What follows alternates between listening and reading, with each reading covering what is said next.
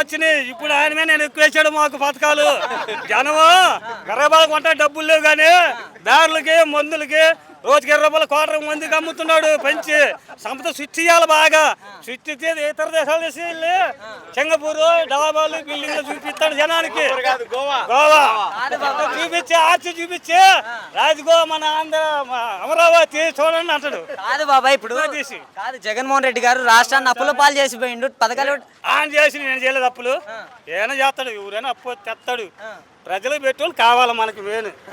అంటే పథకాలు ఇవ్వడానికి టైం పడుతుంది, కొంచెం టైం ఇచ్చి చూడండి అంటున్నారు. ఇచ్చిండే నాయన బాగా మంచోడు నువ్వు అడిగా అన్నయ్య చూడు పథకం మాకు వచ్చినాయి. ఏంది ఏం పథకాలు ఆడొచ్చాయి? 1,20,000 మాకు వచ్చినాయి సార్. రైతు బస్సులు రోజు మా టాటా మా ఆడవాళ్ళు 3 తిరుగుతున్నారు పిల్లలు, బడి పిల్లలు 3 పోతున్నారు ఫ్రీగా. మజాక్ చేయకు బాబాయ్, చెప్పు ఎట్లుంది? మేనమట్లు పోతుంది డైలీ. చాలా మజాక్.